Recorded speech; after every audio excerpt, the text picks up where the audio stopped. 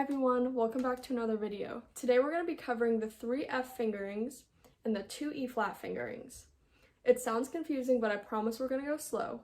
And if you're a beginner and you're still struggling with this, just know that I, an oboist in college, still mark my F-fingerings in my music. So if you think it's hard, you're correct. It's a hard concept, but it's not impossible. So let's start going over the 3 F-fingerings. So F is a really beautiful note on the oboe, but it has a very unique fingering. So we remember from the last video that F is 1, 2, 3, 1, 2, and this key right here with your third finger. So normally our third finger is here with most notes, but with F, we're hitting this one. So that can create a problem if we have these 3 and these 3 like normal, because if we're playing like a half whole D and we need to go to F, we don't want to slide this finger because it won't sound clean going from D to F. Instead, what we have to do is use an alternate F fingering. So there are 2. We have left F and forked F. For beginners, we're going to start with forked F. So let's say you're going from a D or an E flat to an F. Instead of sliding our third finger up, because that won't work, it won't sound good, we're going to use a forked fingering. An important note is if you have a beginner oboe, you may not have this key right here. That's called an F resonance key, and it's going to make a different forked fingering. If you have a beginner oboe, the fingering is 1, 2, 3, 1, 3, and 3 is on the regular one, and the E flat key. So what this does is that makes it, adding the E flat key makes it sound really good.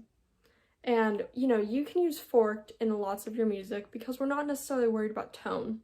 We're worried about learning the fingers and playing our music. So if you have a beginner oboe, our forked fingering is 1, 2, 3, 1, 3, and the E flat key. If you have an oboe that has the F resonance key right there, we don't have to use the E flat key. It's just 1, 2, 3, 1, 3. If you add the E flat key, it's going to mess with your tuning. So if you do have that little dandy key on your oboe, just 1, 2, 3, 1, 3. And you'll see how much easier it is to go from D to F. You just have to lift that middle finger. There's no sliding action going on. So now that we've learned forked F, which is primarily what you're going to use if you're a beginner and you have a beginner oboe, we're going to go on to left F. I didn't learn this until about 7th grade because that's when I got a newer, more advanced oboe.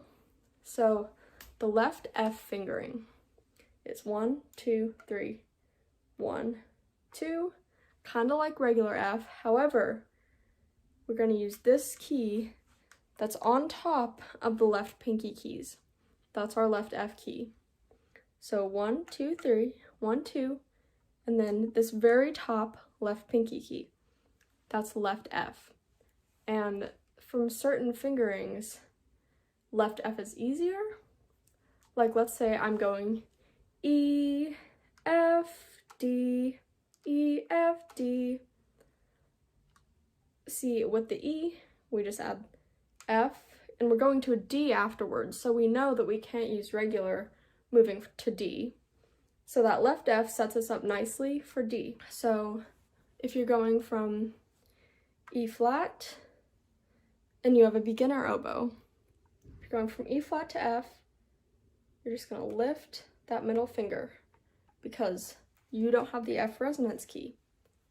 If you have an F resonance key, you're going to go to E flat to F, and we're going to lift that pinky too. I know it's a little bit confusing.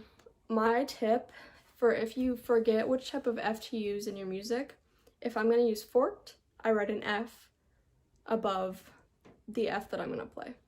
If I'm going to use left F, I'm going to write an L. So that helps me not have to think about it while I'm playing my music. There are certain circumstances where you have to use forked F and not left F. and those are when we have the left E flat key. So E flat is normally 1, 2, 3, 1, 2, 3, and the E flat pinky key, which is the furthest down. So that's E flat. But if we are playing a C sharp or a D flat, same note.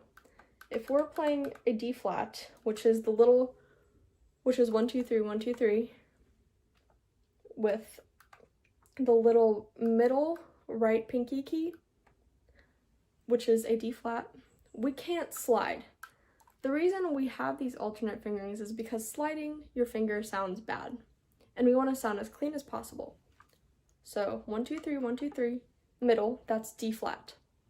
And if we're going to E flat, we can't slide our finger. So instead, we have this key, this little round key that's towards the inside of the oboe.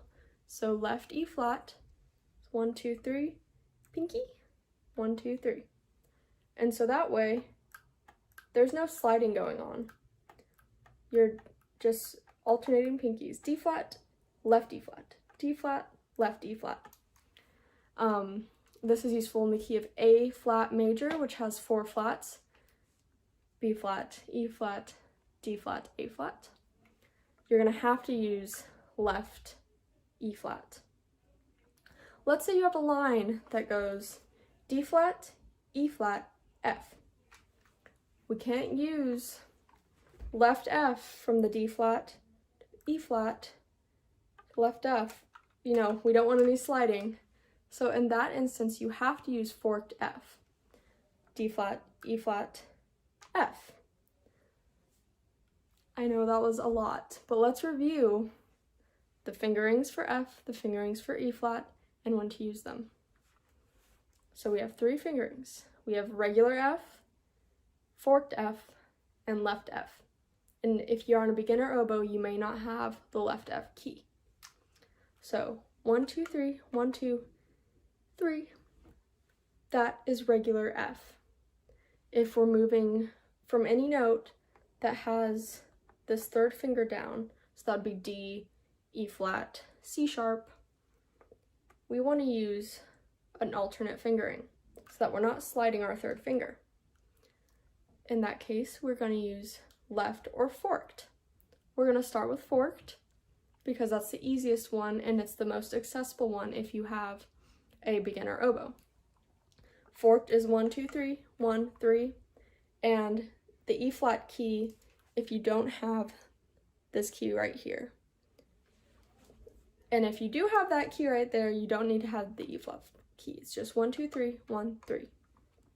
And that is forked F. Forked F is also really easy to use if you have really fast notes. Don't want to worry about hitting this one because it's just a less common fingering. So forked F, if I have a 16th note passage, I'm using forked F if I'm going from a D to an F, or I'm going from an F to a D. But on intermediate to advanced oboes, you have the left F key. So the left F is nice if you have a long note that's being held, but you have to use an alternate F fingering because maybe you have da, da, da. Those weren't the right notes, but left F, you're holding it for a long time. Left F sounds the same as regular F, so it's really beautiful. Forked F, even though it's easier to use, loses some tone and tuning. So if you have an intermediate or advanced oboe, you want to use left F as much as possible because that's the prettiest sounding alternate F fingering. We can't use left F in the case of left E flat.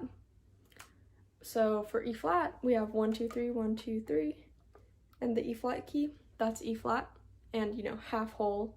If it's the E flat, that's the top space. But sometimes we can't use this fingering because if I have my right pinky on either of these other keys, let's say for D flat or for a low C, we can't slide our finger because that won't sound good. So we're going to use left E flat, which remember is 1, 2, 3, this key, and then 1, 2, 3. So it's like regular E flat, but you're switching pinkies. And we use that in cases where, you know, we already have our pinky on one of these keys and we can't slide. We have to use forked F in a line that's like D flat, E flat, and F, because let's show D flat, E flat, and I can't reach this one and I don't want to slide this one, so we have to use forked. And forked is just like that. And just remember, this is tricky for a lot of people. And if you don't get it at first, that's fine, because it takes a long time to perfect when to use it. If you have any questions, I hope I can answer them soon, and I hope this video is helpful.